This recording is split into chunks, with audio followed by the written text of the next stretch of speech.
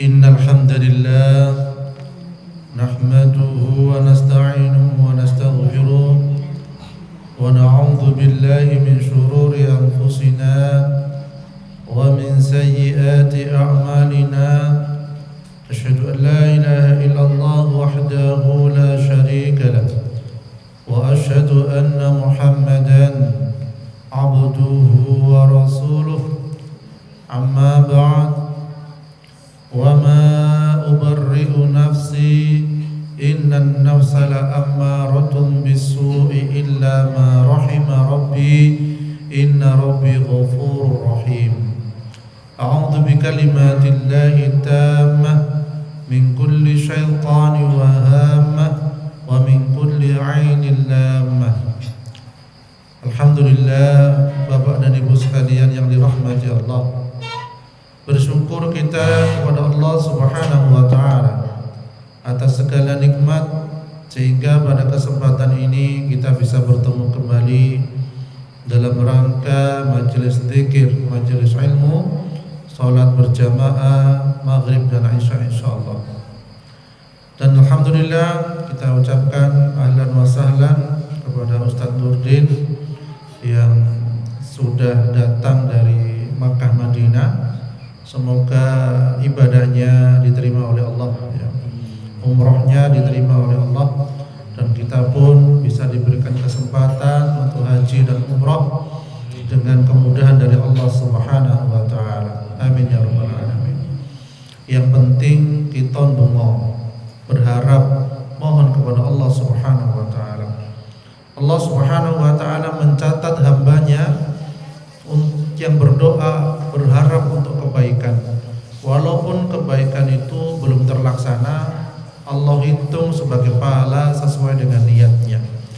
Oleh karena itu kita mohon sebanyak-banyaknya kebaikan dari Allah Subhanahu wa taala. Kita mohon sebanyak-banyaknya berdoa kepada Allah agar diberikan apa hajat yang kita perlukan, agar diberikan kebutuhan-kebutuhan yang kita perlukan.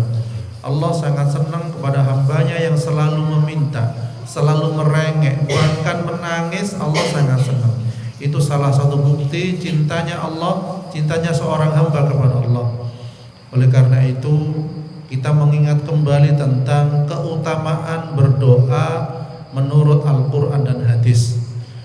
Apa keutamaan berdoa menurut Al-Quran dan hadis? Yang pertama, dalam surat Al-Ghafir ayat 60, Allah Subhanahu wa taala berfirman, "Wa qala rabbukum ud'uni astajib lakum innal ladzina yastakbiruna 'an ibadati sayadkhuluna jahannama dakhirin."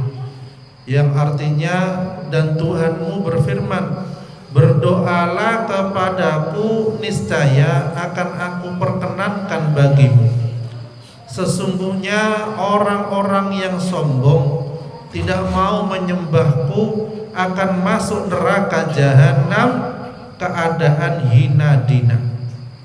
Jadi Allah memerintahkan kita sekalian, baik kita sebagai hamba Allah yang banyak dosa, yang banyak kekurangan, selalu mohon pada Allah agar diijabah segala doa kita, dan insya Allah akan kabulkan doa-doa kita.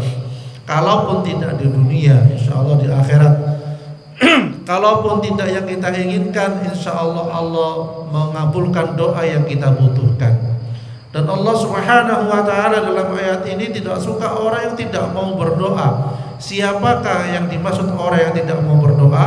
Orang yang seakan-akan tidak butuh kepada Allah Subhanahu wa taala. Sampai dicap di sini orang yang tidak berdoa adalah orang yang sombong.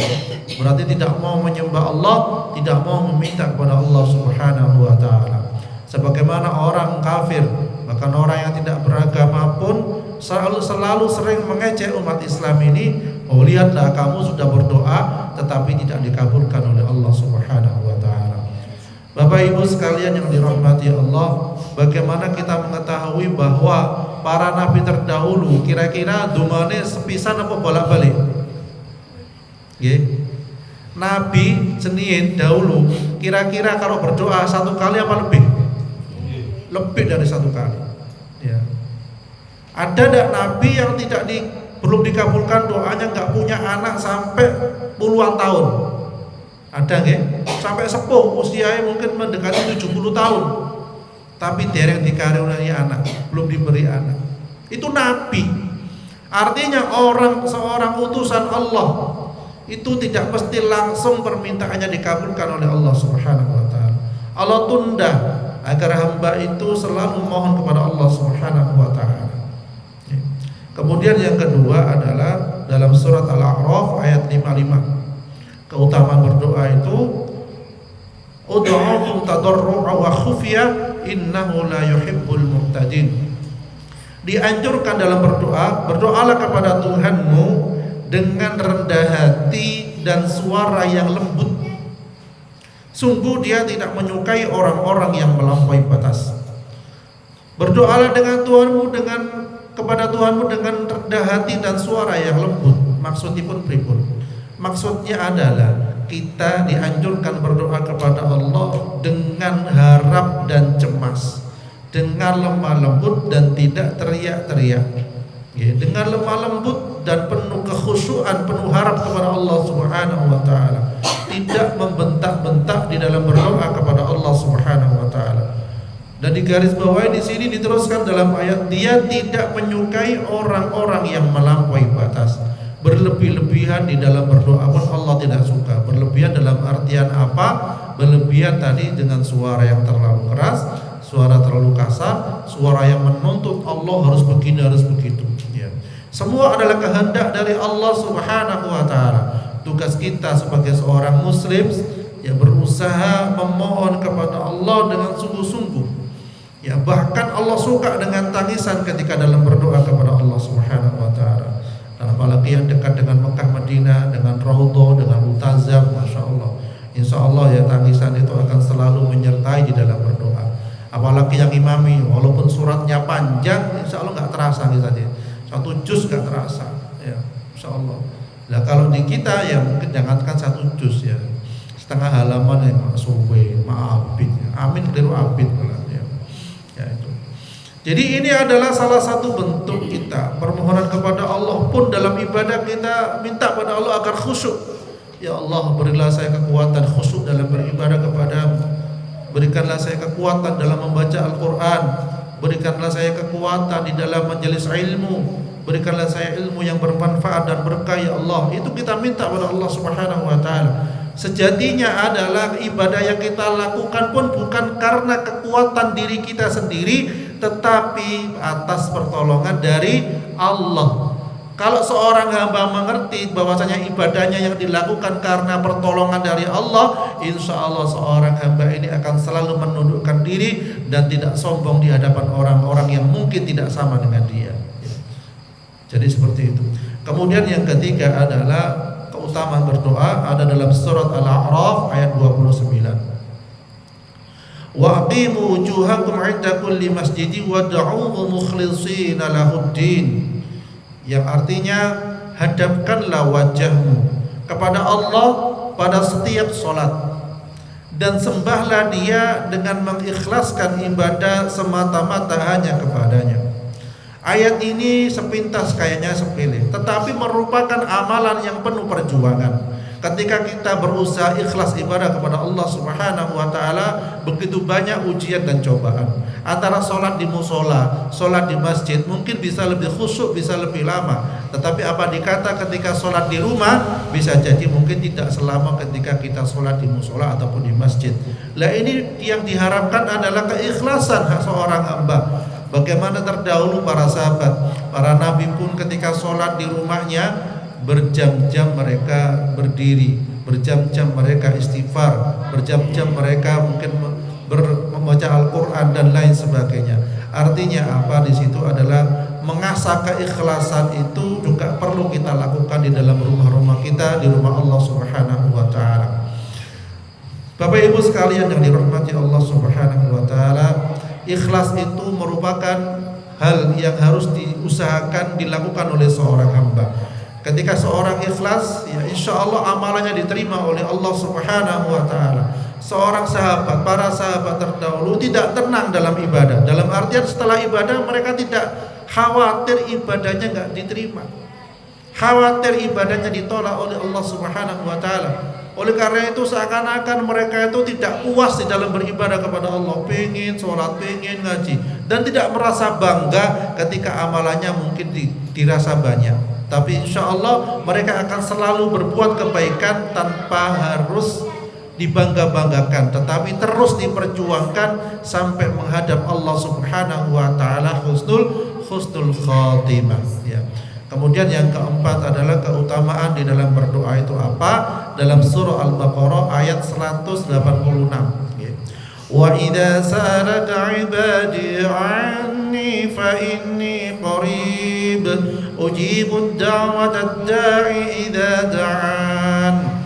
Dan apabila hambaku bertanya kepadamu hai Muhammad tentang aku, maka katakanlah kepada mereka bahwa aku adalah dekat kepadanya dan aku memperkenankan doa orang yang berdoa kepadaku. Jadi Allah niku cedek kalian kita. Masalahnya kita niku mau nyedek ke Allah napa mboten? Allah itu dekat dengan kita, masalahnya kita mau mendekat dengan Allah apakah tidak ya. Jadi dalam ayat ini selain Allah menyuruh supaya sekalian orang berdoa kepadanya, dia juga menerangkan bahwa Allah itu dekat kepada mereka. Artinya selalu mendengar doa mereka dan selalu akan memperkenankan sekalian doa itu.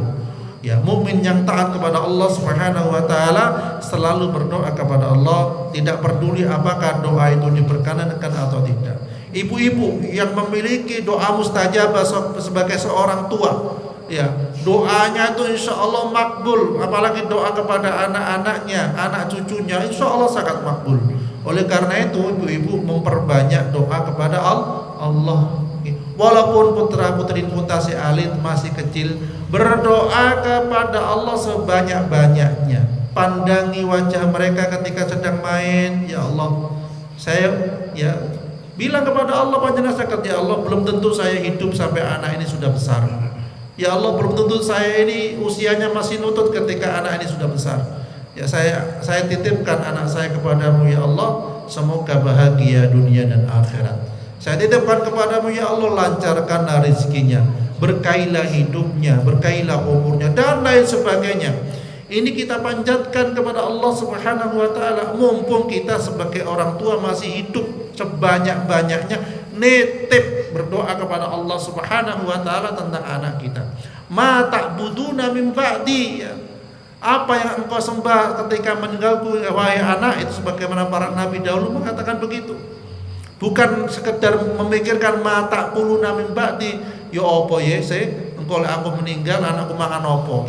Yang penting mata butuh min ba'di, apa yang engkau sembah selain ketika aku meninggal dunia, itu yang paling penting bagi seorang anak. Kemudian yang kelima adalah dalam surah Ali Imran ayat 38 Allah mengatakan hunalika da'a Zakaria rabbah qala rabbi habli min ladunka dzurriyyatan thayyibah innaka sami'ud du'a. Disampaikan dalam Al-Quran ini, di sanalah Zakaria berdoa kepada Tuhannya. Dia berkata, ya Tuhanku, berilah aku keturunan yang baik dari sisimu. Sesungguhnya engkau maha mendengar doa. Jadi Nabi Zakaria ini pun puluhan tahun tidak dikaruniai anak ya. Walaupun sudah sepuh ketika Allah berdoa bertahun-tahun dan Allah kabulkan sekitar 70 tahun kemudian, padahal sudah sepuh, katakanlah begitu ya. Ini bukti bahwasanya doa itu oleh Allah Subhanahu wa taala disamaratakan, dalam artian walaupun seorang nabi tidak lantas langsung dikabulkan, tidak lantas begitu. Kemudian juga kita mengetahui Nabi Yunus ya, di dalam perut ikan, ketika ditelan dalam perut ikan, dalam kegelapan dan lain sebagainya, ya beliau apakah tidak berdoa kepada Allah? Berdoa, mohon maaf, istighfar kepada Allah Subhanahu wa taala. Padahal niku Nabi tasih istighfar. Napa bacaan doanya Nabi Yunus? La ilaha illa anta subhanaka inni kuntu minadh dhalimin. Moga sarang-sarang. La ilaha illa anta subhanaka inni kuntu minadh dhalimin. La ilaha illa anta subhanaka inni kuntu minadh dhalimin. La ilaha illa anta subhanaka inni kuntu minadh dhalimin. La ilaha illa anta subhanaka inni kuntu minadh dhalimin. La ilaha illa anta subhanaka inni kuntu minadh dhalimin.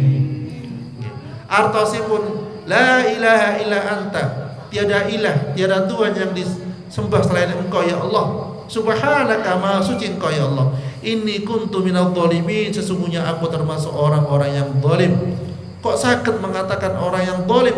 Karena bisa jadi apa yang dilakukan oleh kita tidak sesuai dengan apa yang disyariatkan oleh Allah dan Rasulnya. Ya, Nabi pun juga punya kesalahan. Oleh karena itu, karena kesalahannya itu, mohon maaf, mohon ampun kepada Allah Subhanahu wa taala. Itu beliau dipanjatkan Nabi Yunus dalam perut ikan, dan baru berapa lama keluar dari perut ikan? Kurang lebih 2 tahun terus keluar dari perut ikan. Nah, misalnya kita dimakan ikan paus, nggih. Pripun, Bu? Nggih mboten saged napa-napa. Gelap, stres yang iya, nggih. Waduh, ya apa iki? Gelap. Ya. Jadi Nabi niku ujiannya berat banget. Ya, rata-rata para nabi ujiannya berat-berat. Jadi artinya apa? Orang soleh pun ya, itu pun akan diuji oleh Allah Subhanahu wa taala dengan berbagai macam ujian. Ya, yang kita minta kepada Allah adalah ketika diuji apa? Ya Allah, berikanlah saya kesabaran. Ya Allah, berikanlah saya kekuatan. Ya Allah, berikanlah saya kemampuan untuk menghadapi segala macam ujian. Itu yang kita minta kepada Allah Subhanahu wa taala. Ya. Tidak banyak dari orang yang menerima ujian itu stres, akhirnya na'udzubillah min dzalik, bunuh diri ataupun yang lainnya. Nah, ini kita temukan. Ya, oleh karena itu kita mohon pada Allah Subhanahu wa taala atas segala ujian yang diberikan agar diberikan kesabaran. Ujian dari manapun, dari anak, dari pasangan, dari orang tua, dari keluarga dekat, itu semuanya adalah ujian. Oleh karena itu Rasulullah sallallahu alaihi wasallam ujiannya double. Dari keluarganya diuji, gitu. Paman-pamannya ada yang muslim, ada yang kafir. Dari kaum-kaumnya, dari keturunannya, ya, maksudnya dari keluarga yang lainnya juga sama, dibenci dan lain sebagainya. Ya. Jadi ujiannya yang diterima oleh Rasulullah itu beraneka ragam, diusir dari tanahnya dan lain sebagainya. Ya. Kemudian yang keenam adalah keutamaan berdoa itu dalam surah Al-Anbiya ayat 87 sampai 88. Maka ia berdoa dalam keadaan gelap dalam perut ikan, sebagaimana tadi yang kita sampaikan. Sesungguhnya tiada Allah selain Engkau, Maha suci Engkau, bahwasanya aku termasuk orang yang bersalah. Maka kami perkenankan doanya dan kami lepaskan dia dari duka cita, dan begitulah kami menyelamatkan orang-orang yang beriman. Jadi Allah Subhanahu wa taala menyelamatkan orang-orang yang beriman dengan berbagai macam ujian. Ya. Oleh karena itu mohon ampun kepada Allah ini hal yang paling disukai oleh Allah Subhanahu wa taala. Ketika manusia merasa paling benar sendiri, ya itu juga perlu dipertanyakan. Ya.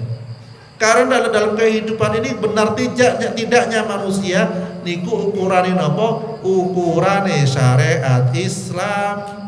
Benar tidaknya niku sanes ukurane perasaan.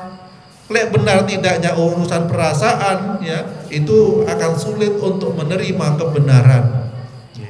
Jadi oleh karena itu ketika seorang suami yang salah, ya dia merasa bersalah. Ketika seorang istri salah, dia harus merasa bersalah. Ukurannya di syariat Islam, bukan perasaan. Kalau mengandalkan syariat Islam, insya Allah aman, selamat dunia lan akhirat. Jadi kemudian yang ketujuh adalah keutamaan berdoa itu dalam surah Nuh ayat 28. Sebagaimana disampaikan dalam Al-Quran, Rabbighfirli wa liwalidayya wa liman dakhala baitiya mu'minan wa lil mu'minina wal mu'minati wa la tazididz zalimina illa tabara. Yang artosipun, ya Tuhanku, ampunilah aku, ibu bapakku, dan siapapun yang memasuki rumahku dengan beriman, dan semua orang yang beriman, laki-laki dan perempuan, dan janganlah engkau tambahkan bagi orang-orang yang zalim itu selain kehancuran.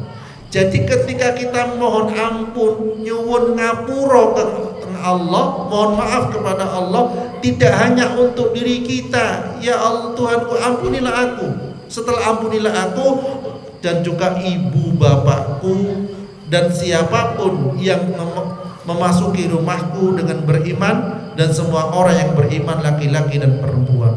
Oleh karena itu kita titip kepada anak cucu kita, selalu bilang, tolong dongakno, tolong doakan bapak ibumu nanti kelak ya, tolong doakan sekarang dan ketika sudah wafat kelak, tolong kamu selalu mendoakan orang tuamu, buyut-buyutmu, mbah-mbahmu, supaya apa? Naik derajatnya di sisi Allah Subhanahu wa taala. Okay. Jadi ahli kubur itu mendapat nikmat yang lebih. Karena apa? Salah satunya adalah istighfar anak-anaknya untuk orang tuanya. Jadi ahli kubur itu akan naik derajatnya ketika seorang anak mohon ampun untuk mereka, mendoakan untuk mereka, dan beristighfar untuk mereka. Insya Allah alam kuburnya semakin terang benderang. Jadi pun sanes cuma malam Jumat legi tok teng kuburan. Niku diiringi doa harian. Ada seorang anak ya bertanya kepada saya, dia bangga, saya sudah mendoakan orang tua saya sehari 5 kali saya. Apa kata saya? Zalim kamu, loh kok bisa? Kurang. Jadi ternyata mendoakan orang tua 5 kali sehari itu kurang. Waduh, berarti berapa kali? Nggih salat duha nggih ndongakne, salat tahajud nggih ndongakne, nggih salat taubat nggih ndongakne, salat sunah nggih ndongakne, sering. Rabbil firli wali walidayya warhamhuma kama rabbayani shaghira. Ya Allah ampunilah aku dan ampunilah kedua orang tuaku sebagaimana mereka telah mendidikku, membimbingku mulai dari kecil, menyayangiku mulai dari kecil. Jadi seperti itu. Bapak Ibu sekalian yang dirahmati Allah Subhanahu wa taala. Kemudian yang ke-8 adalah hadis riwayat Bukhari dan Muslim dari Anas bin Malik. Beliau berkata, doa orang yang banyak dibaca oleh Nabi Muhammad SAW adalah, ya Allah, berilah kami kebaikan di dunia ini dan kebaikan di akhirat, dan jauhkanlah kami dari siksa neraka. Napa tuh? Napa niku? Nggih, ada yang hafal doanya nggih? Rabbana atina fid dunya hasanah wa fil akhirati hasanah wa qina adzabannar. Niku donga sing disenengi kalian Nabi karena mencakup umum. Nggih, pas tawaf doa itu saja. Tawaf, Rabbana atina fid dunya hasanah wa fil akhirati hasanah wa qina adzabannar. Ya. Jadi seperti itu. Bisa mencium hajar aswad gitu, sakit. Wah, sulit sekarang. Jadi siapa yang bisa mencium hajar aswad, kelak hajar aswad golek siapa yang nyium dia. Tapi paling tidak kita salam ya. Kita salam karena banyaknya yang berebut cium-ciuman mencium hajar aswad ya. Dulu waktu saya ke sana ya ibadah haji dulu, di depan saya habis mencium noleh ke hadapan saya itu giginya berdarah. Ya, karena kedorong ketika mencium hajar aswad. Jadi atas baik, makanya berangkat baik. Bayondo kali bubur ini pada berangkat. Pun supe ndongaaken sing teng mriki, Pak. Paling tidak sedaya didongaaken saged cepet berangkat haji ya. Minimal haji furoda bagi Pak. Ya. Apa salah ya? Sudah nyium dulu ya? Oh, alhamdulillah. Masih agak sepi ya dulu ya. Sekarang ramenya luar biasa. Satu kali ya, insyaallah. Jadi ini adalah merupakan ibadah yang diangan-angankan, yang diinginkan oleh kita sekalian ke Baitullah ya. Kita berusaha diberikan kemudahan oleh Allah Subhanahu wa taala. Ya. Jadi Bapak Ibu sekalian yang dirahmati Allah, itulah ya sekilas tentang doa-doa yang berusaha kita haturkan kepada Allah Semoga kita diberikan kemampuan, kesempatan berdoa sebanyak-banyaknya, dan semoga kita sekalian dimampukan oleh Allah untuk ibadah umroh atau haji dan umroh. Ya, paling tidak ya kita berusaha minimal furoda insyaallah ya. Nggih, insyaallah itu yang bisa saya sampaikan. Kurang lebihnya mohon maaf. Subhanakallahumma wa bihamdik asyhadu an la ilaha illa anta astaghfiruka wa atubu ilaik. Assalamualaikum warahmatullahi wabarakatuh.